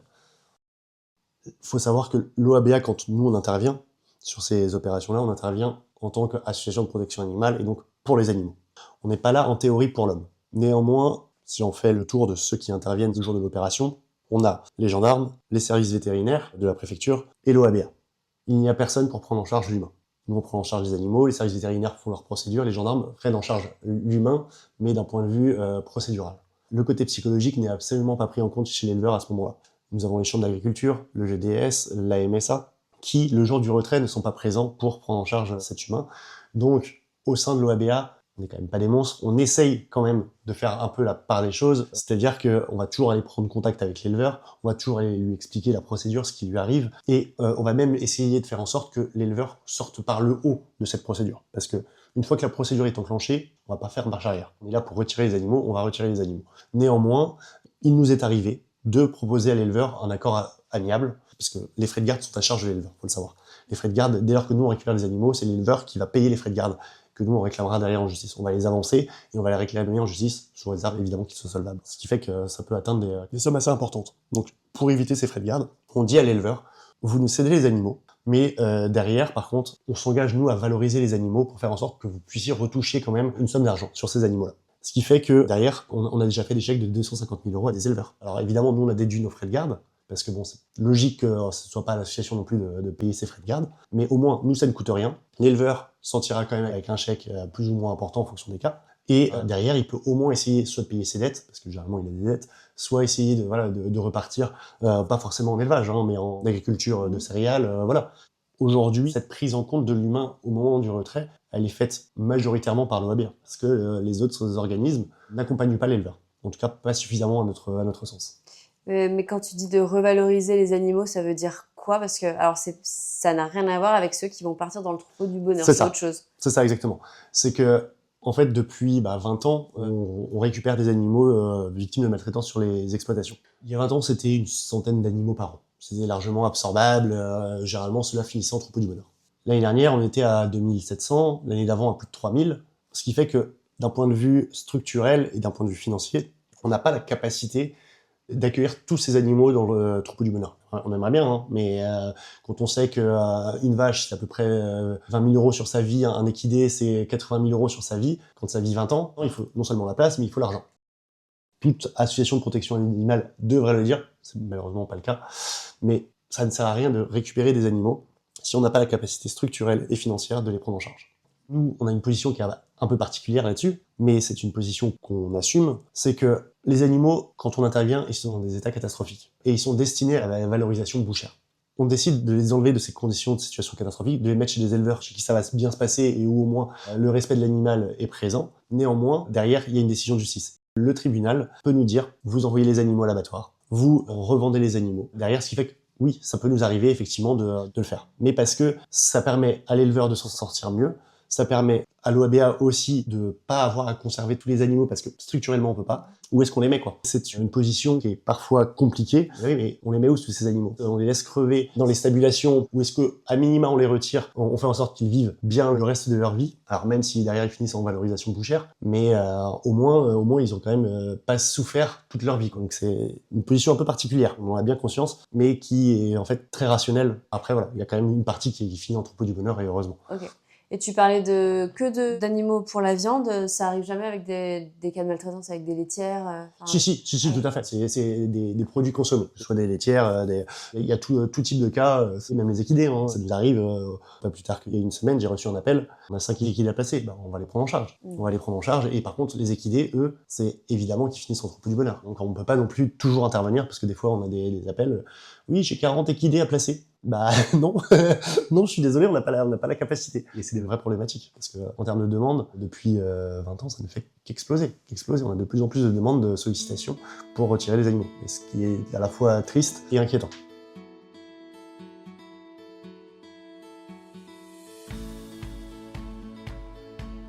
On a parlé de choses difficiles dans cet épisode. On va continuer sur une note, j'ai envie de dire, un peu plus légère, pour vous présenter le troupeau du bonheur, dont on vient un peu de parler, un sanctuaire pour animaux de ferme maltraités, répartis en pensions dans plus de 45 fermes partenaires de l'OABA, partout en France. Moi, ça me fait rêver, je rêve un jour de pouvoir avoir mon petit troupeau du bonheur à moi, mes animaux sauvés, Pour le moment, je n'ai pas cette capacité d'accueil. Un jour peut-être, et je croise vraiment les doigts pour que ça arrive dans ma vie. En tout cas, derrière ce troupeau du bonheur de l'OABA, composé de plus de 600 animaux, vaches, veaux, bœufs, chevaux, ânes, chèvres, moutons, cochons et quelques volailles, qui, dans leur malheur d'animaux maltraités, j'ai envie de dire, ont eu la chance d'avoir été saisis par l'OABA sur décision de justice et de finir une vie heureuse en sanctuaire. Je trouve ça beau et fort d'avoir mis en place ce troupeau du bonheur, parce que ça implique de changer le regard sur ces animaux qui sont individualisés. Ils ont un prénom, une histoire, même parfois des parrains-marraines, car oui, vous pouvez les parrainer, on y reviendra. Les fermes partenaires s'attachent à ces animaux et ça apprend à les voir autrement.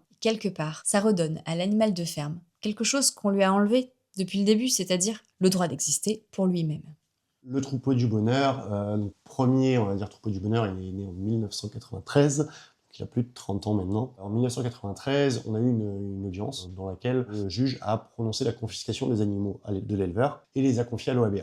Donc on s'est dit, ceux-là, on va les garder. On va les garder, mais si on les garde, il faut quand même que, on s'assure que ce soit bien fait. À partir du moment où on les a gardés, on s'est dit que dans ce troupeau, qui a été appelé spontanément le troupeau du bonheur, par rapport à, on va dire, en fait, à où elles étaient avant, qui était un peu le troupeau du malheur, ça a été là, enfin, elles rentraient dans un endroit où elles étaient respectées, etc. Et bien, ces animaux-là, on s'est dit qu'il n'y aurait pas de reproduction, parce que c'est aussi un moyen pour nous de s'assurer que on va pas commencer avec 10 animaux et qu'on va en avoir 50 à la fin, parce que forcément, si il y a la reproduction, qu'est-ce qu'on fait des petits? Il n'y a pas de traite de lait, il n'y a pas de lait qui est fait, l'animal n'est jamais envoyé à l'abattoir, donc il n'y a pas d'abattage non plus. Enfin voilà, comme je le disais tout à l'heure, c'est un EHPAD, il rentre dedans, la seule chose qu'il a à faire, c'est brouter, manger, boire et se reposer. C'est la seule chose qu'il a à faire. Donc ça, c'est les 13 premiers animaux qui sont rentrés en 1993, qui ont ouvert la voie à plein d'autres. Et aujourd'hui, on est à 600 animaux. Ça dépend des périodes, parce que forcément, on a des naissances, des arrivées, mais quand je dis naissance, c'est parce que des fois, on a même s'il n'y a pas de reproduction. Oui. Voilà, c'est qu'elles arrivent, en fait, et les vaches sont pleines, donc dans ces cas-là, évidemment, le petit reste dans le troupeau du bonheur. Donc du coup, voilà, ces animaux, une fois qu'ils intègrent le troupeau du bonheur, ils n'en sortent plus, ce qui fait qu'il faut les garder tout le long de leur vie, ce qui est incroyable dans le sens où, des fois, on a des animaux qui sont anciennement maltraités, qui arrivent avec une peur farouche de l'homme, et qui, 5 ans, 10 ans, en fonction, des fois c'est 2-3 mois après, mais des fois c'est bien plus long, réapprennent à faire confiance à l'homme, réapprennent à croire en l'homme, et tout simplement à nouer avec lui une relation. Nos éleveurs, parce du coup on a 600 animaux répartis dans 46 fermes partenaires, à la fois juridiquement ce sont nos animaux, mais d'un point de vue, on va dire sentimental, on sait très bien que ce sont les chouchous de nos partenaires, comme des animaux de compagnie. Et c'est tout l'intérêt du troupeau du bonheur, mais de chaque refuge, c'est que l'animal est individualisé. L'animal de ferme est individualisé, ce qui n'est pas tellement le cas dans les exploitations agricoles où c'est plus une gestion par lot. Là, vraiment, il y a une attention particulière à chaque animal, ce qui est génial, parce que on peut avoir des relations particulières avec chaque animal. C'est vraiment une structure à part.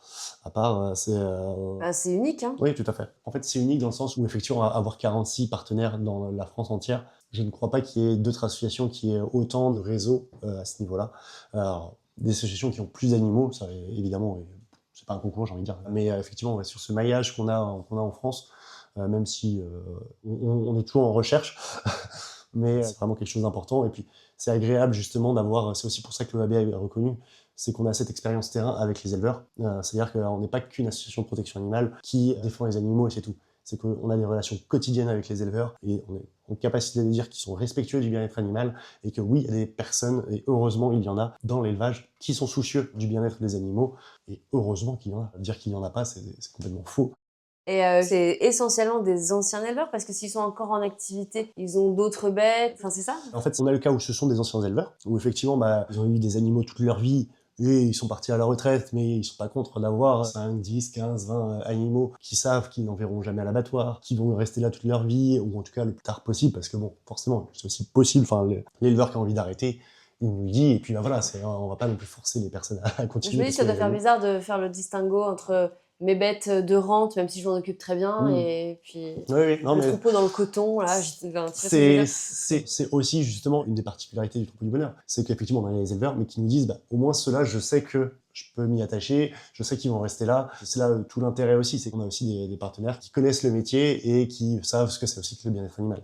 Donc les animaux viennent vraiment de votre prisme. C'est pas quelqu'un qui va voir une chèvre maltraitée et qui va vous la proposer, quoi. C'est ça, marche pas comme ça. c'est qu'on a 95% des animaux du troupeau du bonheur qui sont issus de maltraitance, et donc qui sont issus des dossiers qu'on a eu à traiter. On a 5 résiduels parce que, bon, effectivement, des fois, on a dit oui parce que c'était l'ami d'un ami, enfin voilà, parfois c'est arrivé.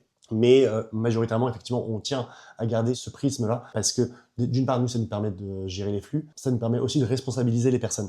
Parce que, comme pour les chiens et les chats, on ne sauve pas un veau ou une vache parce qu'elle allait à l'abattoir si on ne sait pas où la mettre. Malheureusement, comme je le disais tout à l'heure, on n'a pas la capacité structurelle et économique d'accueillir tous les animaux présents en France. Donc il faut bien avoir un critère de sélection, hein. Nous, ce sont les animaux maltraités. Mais après, il est hyper important justement de sensibiliser les gens parce qu'on voit de plus en plus de personnes qui aujourd'hui prennent des animaux de ferme à titre de compagnie, ce qui est une excellente chose. Ça montre bien que aussi il y a une évolution dans la mentalité des gens en disant ce n'est pas qu'un animal de ferme, c'est aussi un animal qui a des sentiments entre guillemets, enfin même pas entre guillemets. Un être sensible Voilà, à part entière. Voilà, à part entière, avec son caractère, etc. Du coup, à partir de ce moment-là, on ne le prend pas sans considération de ce qu'on en fait après. C'est bien beau de vouloir sauver un animal, c'est bien beau de l'acheter, mais si c'est après pour lui donner une vie de misère, ça ne sert à rien. Donc c'est aussi un moyen de sensibiliser les gens.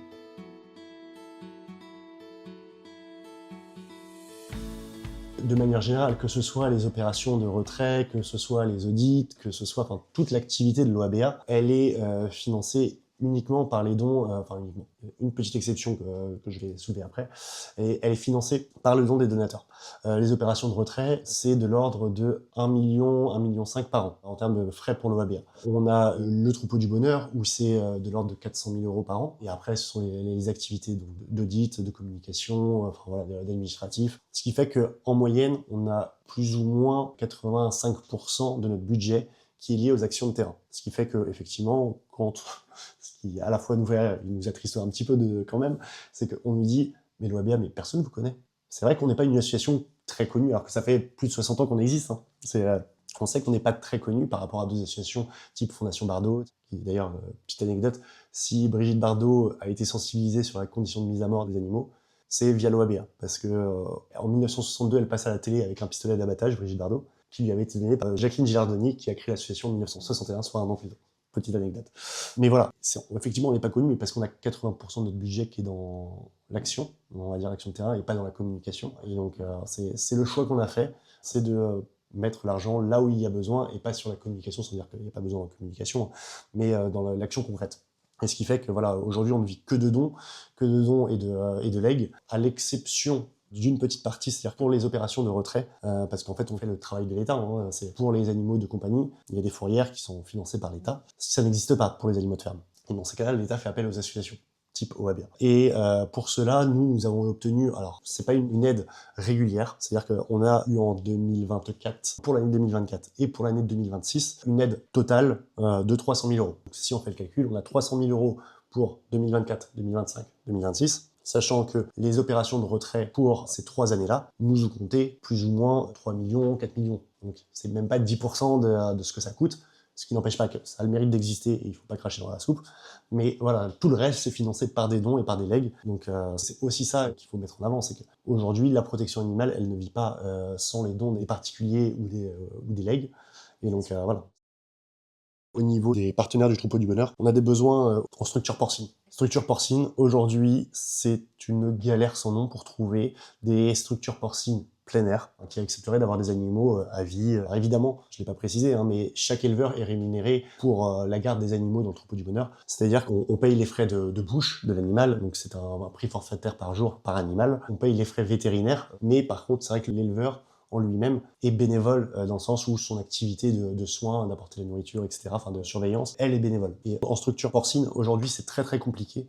On a des demandes très régulièrement pour sauver des porcs, mais malheureusement, on ne peut pas intervenir parce que on n'a pas la capacité, les structures pour les accueillir. Donc si jamais quelqu'un a une structure de porc en plein air, on est complètement preneur. C'est voilà, ça, caprin aussi pour les structures caprines, ovines et caprines, on peut avoir des besoins. Mais voilà, c'est un travail au quotidien de trouver des structures parce que plus on prend d'animaux, plus on a besoin de structures, et à l'inverse, moins on a de structures, moins on peut prendre d'animaux. C'est une vraie mission aussi qu'on a. Et pour les cochons, justement, je pense que c'est partie peut-être de quelque chose de plus global. Moi, à chaque fois, je me fais la réflexion, je me dis, on voit jamais de cochons dans les prés.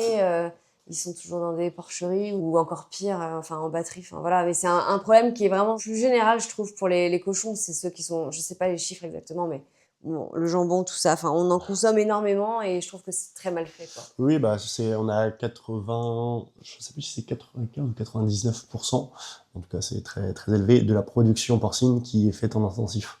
Donc tout ça c'est en bâtiment, on a des porcheries de 800, 1000, 2000 porcs, encore, c'est pas les plus grosses, hein.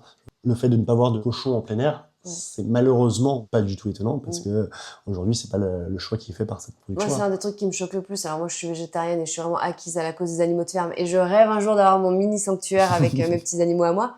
Mais les cochons, ça me retourne toujours le bide. Ah bah c'est Et sûr. j'ai l'impression que le chemin est très long pour eux, plus que pour les autres. Oui, c'est une où il y a beaucoup de choses à faire, effectivement.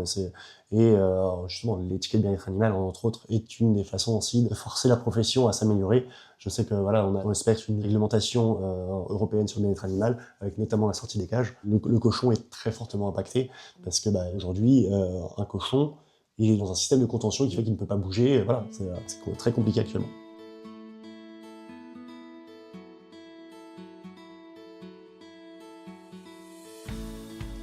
Jimmy vient d'en parler, il y a un projet de règlement européen en cours pour transformer le système alimentaire en place avec des règles relatives au bien-être animal pendant l'élevage, entre autres, ce qui impliquerait pour les cochons, dont on vient de parler, de sortir d'une vie en cage. Évidemment, c'est tout ce qu'on souhaite dans les meilleurs délais et je laisse Jimmy vous en dire plus. On a aujourd'hui un projet de règlement européen qui a été annoncé en 2021. Ce projet prévoit notamment, de façon large, la transformation du système alimentaire européen. Parmi les projets annoncés, il y en a 4 qui concernent le bien-être animal et la réglementation en lien avec le bien-être des animaux d'élevage. C'est-à-dire que la Commission européenne souhaite modifier le règlement sur l'élevage, sur le transport, sur l'abattage et sur l'étiquetage des produits.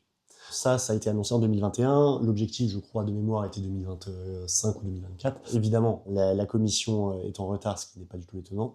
Et aujourd'hui, on a seulement le projet de règlement de transport qui est sorti. Donc l'OABA a contribué, on va dire, à essayer de l'améliorer autant que faire se peut, même si on est quand même face à les plus puissants lobbies d'Europe, donc c'est pas forcément simple, et vous imaginez bien que c'est pas dans leur intérêt d'améliorer la protection animale, même si pour autant ils ont des intérêts, mais ils ne le voient pas spécialement, ils voient plus les coûts que les intérêts. Mais dans l'objectif futur de la réglementation, c'est que là on a le règlement transport, le prochain vraisemblablement sera la sortie des cages. La Commission travaille dessus là depuis quelques temps, avec des concertations, etc. Donc je pense que courant 2026, peut-être fin d'année, on espère, fin d'année 2026, on aura un projet de réglementation sur la sortie des cages qui concerne notamment les volailles, mais aussi les porcs, comme on le disait. Et après, on espère qu'après ce règlement, donc courant 2027, peut-être plus 2028, on aura la réglementation sur l'abattage. Et là, évidemment, on sera en première ligne. En tout cas, on fera en sorte de porter des modifications ambitieuses.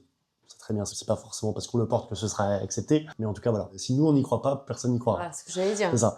Donc voilà, on va dire le projet là à long terme, c'est au niveau réglementation, c'est ça. Donc ça c'est au niveau européen, au niveau français ça devient, c'est compliqué avec la période actuelle. On a un semi-gouvernement, une semi-assemblée, tout le monde est plus ou moins capable de se mettre d'accord. Donc c'est parfois compliqué de porter des sujets de protection animale, surtout qu'aujourd'hui on le voit avec la crise agricole, c'est pas du tout l'aspect qui est porté.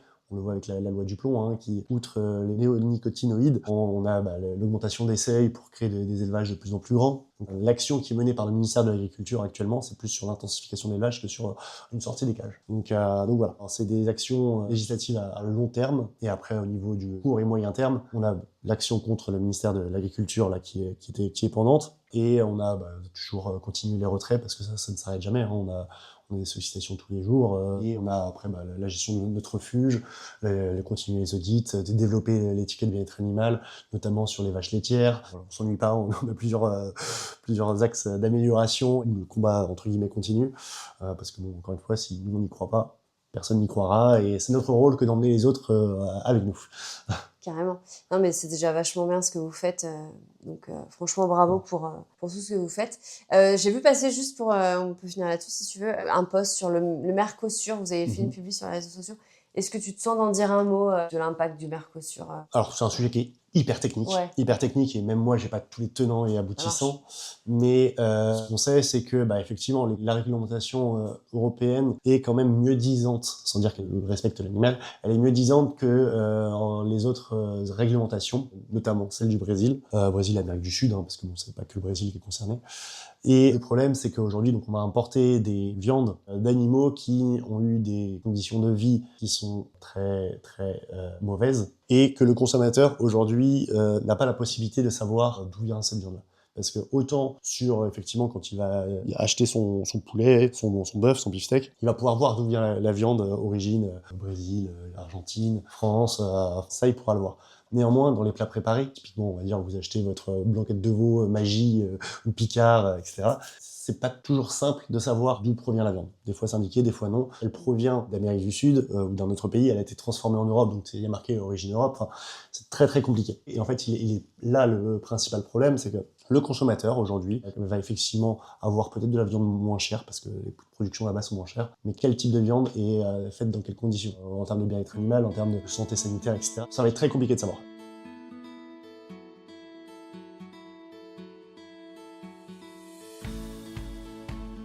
Moi, dans mon travail, c'est ce que j'adore, c'est que le lundi, je vais être au bureau à faire de l'administratif, le mardi, je vais être sur le terrain à parler avec les éleveurs, que ce soit dans le cadre des retraits, dans le cadre du troupeau du bonheur. Le mercredi, je vais être à l'Assemblée nationale à expliquer ce que moi je vis sur le terrain et ce qu'il faudrait faire pour améliorer les choses. C'est hyper vaste. Et d'un point de vue parole publique, c'est hyper intéressant. C'est clair. Donc ça... C'est trop bien. On n'a pas tout à fait fini, attends. Parce que je te laisse le mot de la fin. S'il y a quelque chose que tu as envie de rajouter. Moi, ce que j'ai envie de dire, c'est qu'aujourd'hui, la protection animale, elle a fait énormément d'avancées par rapport à la perception qu'ont les citoyens et les consommateurs de ce qu'est l'animal, notamment l'animal de ferme. On le voit dans les sondages, tout le monde souhaite davantage de protection animale. Aujourd'hui, tout le monde souhaite que, effectivement, les animaux soient mieux traités dans les élevages, dans les transports et à l'abattage. Ça, effectivement, là, c'est déjà une victoire. Hein. C'est au niveau européen, on le voit, et au niveau français aussi. C'est déjà une belle victoire des associations de protection animale de manière générale. Mais il faut aussi à la fois dire ce qui est bien et dire ce qui est moins bien.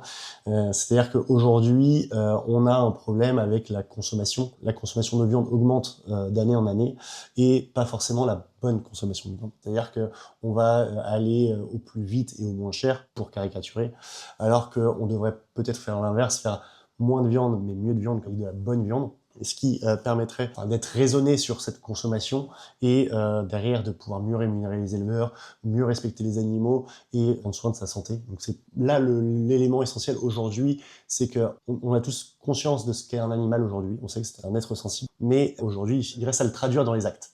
Ce qu'on demande à l'OABA, c'est d'avoir un consomme acteur. Ouais, ça c'est très très important. Donc ça c'est top comme mot de la fin, c'est parfait. Donc franchement, merci beaucoup à toi, merci Jimmy pour ton temps et merci l'OABA pour tout ce que vous faites pour les animaux de ferme. C'est plus que nécessaire. Et on sent que ça va dans le bon sens, même si oui, c'est des chemins plus longs que l'autre. Mais voilà, c'est ça, c'est le sens de l'histoire, comme on dit, on sait qu'on va dans le bon sens. Ça prendra le temps que ça prendra. On espère le plus rapidement possible. Si on est là pour les 60 prochaines années, on sera là. Alors j'espère qu'on sera là que pour les 20 prochaines, ce qui serait bon signe. Mais voilà, on sera là autant de temps qu'il faudra. Et puis merci à toi pour nous avoir donné la parole, parce que c'est toujours intéressant de pouvoir aussi évoquer aussi longuement les combats de l'association. Et qu'ils sont nombreux les combats de l'OABA. Et on rappelle les belles victoires, comme le système de chiffres sur les œufs, 0 pour les œufs de poule élevés en plein air, issus de l'agriculture biologique, donc avec accès à un parcours arboré, etc.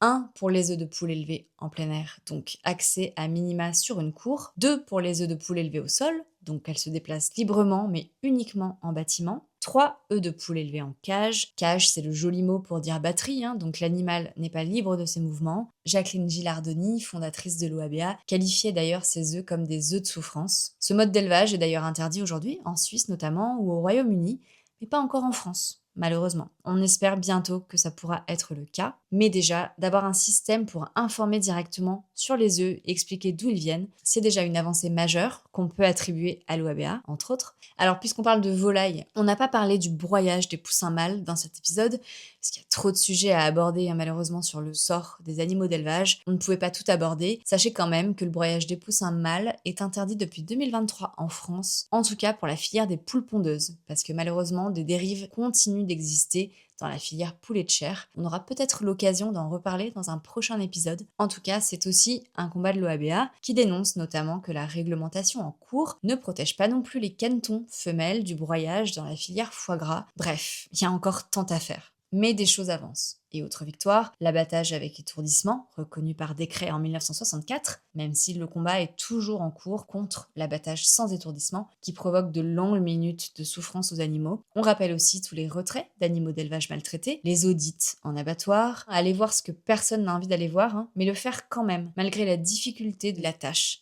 Pour les animaux de ferme, c'est juste énorme et je pense qu'on leur doit au moins ça. Et c'est l'OABA qui a le courage de le faire, pour tant d'autres. Et puis les avancées juridiques, menées par un travail sans relâche dans l'ombre. Donc encore une fois, bravo Jimmy, bravo à toute l'équipe de l'OABA pour tout ça.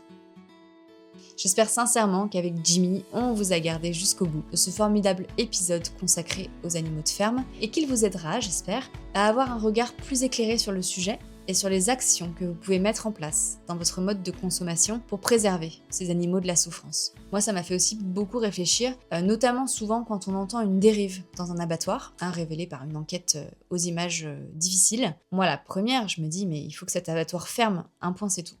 Oui, mais s'il ferme, j'avais pas forcément pensé que du coup, il y aurait plus d'abattoirs forcément dans le même secteur, donc ça oblige d'autres animaux à faire peut-être 3 heures, 4 heures de route en plus pour aller dans un autre abattoir. Donc, à la souffrance des uns, j'ai envie de dire, se répercute la maltraitance des autres. Ça génère une autre forme de souffrance. Donc voilà, rien n'est simple. Mais déjà, en parler, c'est mieux comprendre, et j'espère que cet épisode a nourri votre réflexion sur le sujet.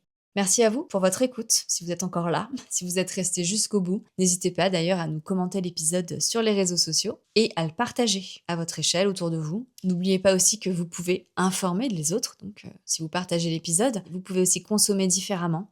Même au supermarché, vous pouvez avoir un impact qui résonnera jusqu'à la ferme d'à côté, ou même plus loin. Sachez que si vous connaissez bien les animaux de ferme, que vous les aimez, que vous avez de quoi les accueillir, et même si vous êtes un particulier, vous pouvez devenir partenaire du troupeau du bonheur de l'OABA. Donc ce n'est pas réservé qu'aux anciens éleveurs. Vous aurez toutes les informations sur troupeaudubonheur.fr. Jimmy l'a dit, il y a de la recherche constamment, notamment en structure porcine, avec des accès plein air. Et pour apporter un peu plus de précision, Jimmy m'a expliqué qu'il faut que la structure porcine respecte la réglementation relative à la biosécurité, c'est-à-dire qu'elle ait une double clôture pour éviter le contact direct avec les sangliers, dans le but de ne pas propager la peste porcine africaine. Il faut aussi un abri, bien évidemment, pour que les cochons puissent être abrités en cas de mauvais temps. Enfin voilà, si vous avez des pistes pour aider l'OABA à sauver plus de cochons, le message est passé, n'hésitez pas à les contacter. Vous pouvez aider l'OABA bien sûr dans leurs actions qui contribuent à faire évoluer les mentalités en leur faisant un don, pourquoi pas un leg, en parrainant même un animal du troupeau du bonheur. Le veau Afrique, la chèvre Mamie Blue, les chevaux Blue Moon, Orage, l'ânesse Annette, les vaches Cerise, Gertrude ou encore les cochons Alphonse, Obélix, Octave. Bref, allez découvrir leur bouille parce que déjà ils sont tous... Alors j'allais dire à croquer, mais non, ils ne seront jamais mangés et c'est tant mieux. Mais en tout cas, ils sont adorables. Ils ont tous un passé et aujourd'hui une vie apaisée grâce à l'OABA qui cherche continuellement des parrains-marraines pour ces vies sauvées. Donc n'hésitez pas, rendez-vous sur troupeaudubonheur.fr.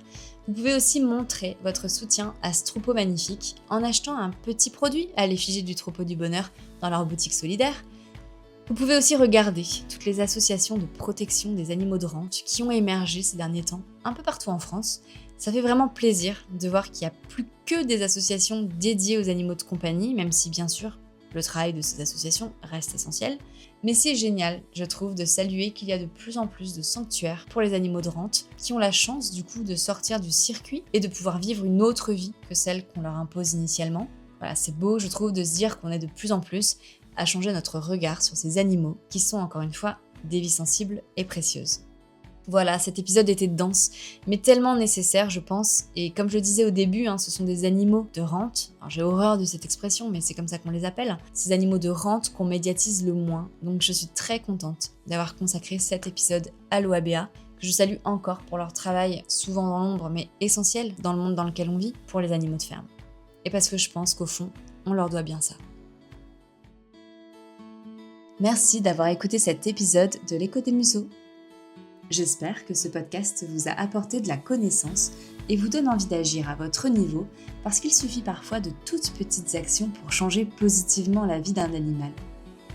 Si le podcast vous plaît, n'hésitez pas à nous laisser 5 étoiles, un gentil commentaire et surtout à en parler autour de vous pour faire grandir notre communauté de protecteurs des animaux. En attendant le prochain épisode, retrouvez plus d'informations sur le podcast et tous nos anciens épisodes sur www.lecodemuseaux.fr ou faites-nous un retour sur notre compte Instagram. J'adore lire vos messages. À très vite pour un prochain épisode.